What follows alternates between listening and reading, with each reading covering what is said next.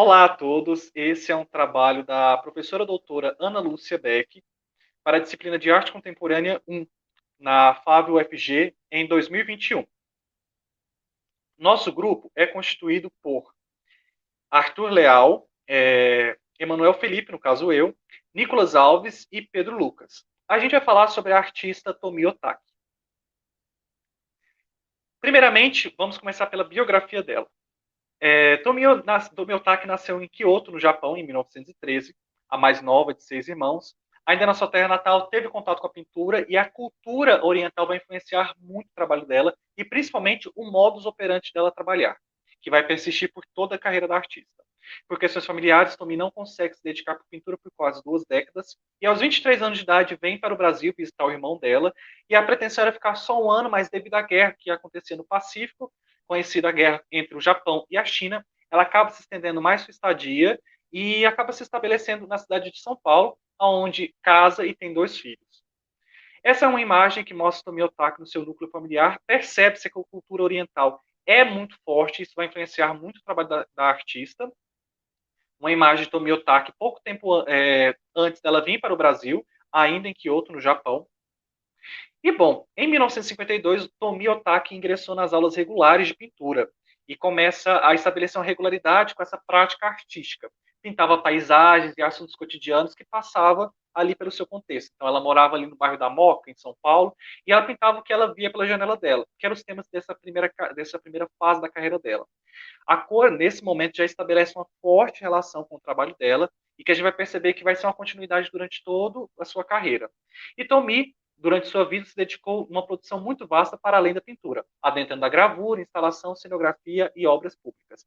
Essa daqui é uma imagem de uma pintura de 53 dela, bem no início da carreira dela, e a gente já consegue perceber algumas características fundamentais do trabalho dela, como a pintura bem retangulada, bem geométrica no fundo, e também a organicidade que vai fazer parte do abstracionismo dela.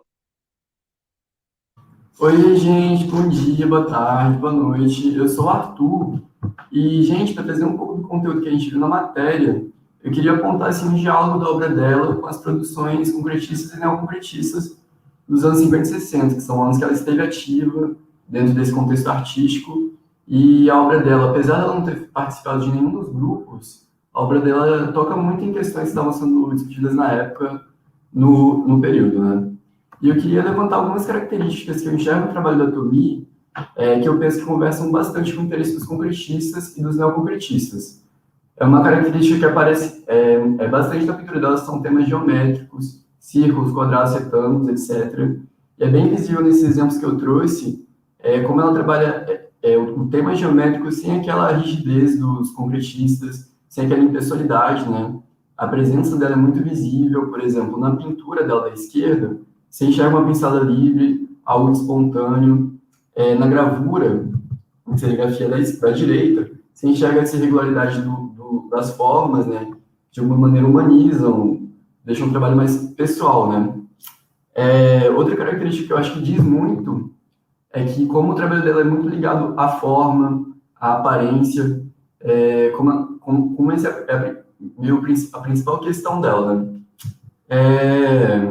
E eu acho que a gente pode considerar que os trabalhos dela caminham mais para um lado do neoconcretismo, mesmo não fazendo parte, né, do que por um concretismo, que é mais rígido, mais objetivo e racional, o trabalho dela é mais subjetivo, expressivo. Eu também, agora já indo um pouco no assunto do Pedro, eu queria mostrar uma pintura dela que ela fez numa série de pinturas cegas, que são pinturas que ela fez vendada ou em ambientes escuros, que faziam com que ela pintasse sem esse aparato da visão, né? Eu acho que isso diz um pouco aos interesses neoconcretos, no sentido de... Eu acho que comunica com obras como da Ligia Pape, obras têxteis dela, né? E até o Parimolé do Sica, que são obras em que a questão visual, a visualidade, ela é meio deixada de fora do processo, né? Então é isso, gente. Vou passar a palavra para o Pedro. Bom, e é durante a década de 1960, e após ela realizar essas pinturas como o Arthur mencionou, que a Tomi Otaki se define pelo abstracionismo. Então, ela sai dessa tendência informal que a caracteriza no final dos anos 50 e ela evolui para um abstracionismo mais gestual. E ela explora a espacialidade, ela trabalha com telas de dimensões maiores, ela faz uma pesquisa com cor, textura, e ela foge completamente da materialidade e da representação de objetos convencionais. E como a própria Aline diz, a sua obra, a sua pintura, passa a ser mais sugestiva. Ela passa a construir e incitar arquétipos, o que acaba gerando e alimentando a subjetividade do inconsciente. E nesse ponto, essas características da obra da Tomoyotaki são fortemente influenciadas e têm uma relação muito forte de similaridade com a obra do pintor Maki Rotoko, que também era abstrato, e na forma como as suas telas elas tinham uma pulsação devido às cores e como elas também tinham um fino equilíbrio entre elas. Podemos notar também que ambos os artistas trabalham e exploram a pictoriedade, como, por exemplo, às vezes com camadas mais espessas, que acabam gerando uma certa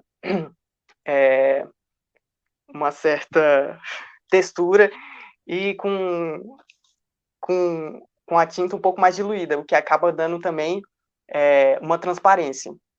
E um aspecto muito interessante sobre o trabalho da Tomoyotaki e do Maki Rotoko, dessa forma de influência que a Tomoyotaki tomou para si, é que ao lermos essa citação do escritor Lúcio Smith, percebemos que ela foi feita para o Rotoko, mas se encaixa perfeitamente na Tomoyotaki. Nela, ele diz: nas pinturas de Rotoko, as relações de cores determinam uma suave pulsação rítmica, enquanto interagem dentro do retângulo e desse espaço. A pintura torna-se, ao mesmo tempo, um foco para as meditações do espectador e um véu diante do mistério, convite para a contemplação. E essa característica desse abstracionismo espiritual, que como o próprio Maki Rotoko, que o próprio Smith define para o Rotoko, a Tomoyotaki leva até o final da sua vida. Embora, durante os anos 70, quando ela realiza uma série de serigrafias e litogravuras, ela traz para sua obra, ela revitaliza sua obra pictórica com o aprendizado dessas serigrafias e litogravuras que ela faz, e ela traz também uma questão de linhas curvas, de umas formas mais orgânicas, que apesar de possuírem ainda um caráter abstrato, acabam dando e sugerindo a construção de paisagens, como, por exemplo, montanhas, curvas de rios, o que gera e intensifica a sugestão de movimentação e dinamismo, que é um aspecto que ela também leva para as suas esculturas, como, por exemplo, a escultura da Estrela do Mar, que se situava na Lagoa Rodrigo de Freitas, no Rio de Janeiro. Ela foi feita nos anos de 1985, e também a escultura Ondas, que fica na Avenida 23 de Maio, em São Paulo, em homenagem aos 80 anos da imigração japonesa para o Brasil. Ao fim de sua carreira, a artista produziu uma série de quadros que podem ser caracterizados como epitáfio de sua produção. Com paletas monocromáticas partindo das cores primárias ao branco cru, seus últimos quadros são pura abstração. Com pinceladas carregadas de tinta, essas telas são um diferencial absurdo no portfólio de Tomi, pois a ausência das paletas de cores vivas é compensada pela textura e formas que esses quadros tomaram. É como se estivesse tomando os primeiros passos de sua jornada de artista, voltando ao princípio da pintura, utilizando a primazia das cores no que pode ser entendido como uma experimentação sensorial em seus quadros. Tomi morre aos 101, em dia 12 de fevereiro de 2015, com quem dissesse que o fim é o começo e começo é o fim. Até que seus últimos suspiros, Tomi continuou produzindo obras espetaculares até hoje mexem com a alma do espectador. Então, gente, muito obrigado por esse vídeo. As referências vão ficar aqui embaixo, vocês vão conferir um pouco da nossa pesquisa e também acompanhar um pouco do como foi fazer esse trabalho. Vou deixar tudo aqui na descrição, você pode acompanhar. Não esquece de deixar aquele like, não se esquece de se inscrever no canal e acompanhar, que depois vai vir mais vídeos, quem sabe, né? Então, fiquem ligadinhos aí e até mais. Tchau, tchau.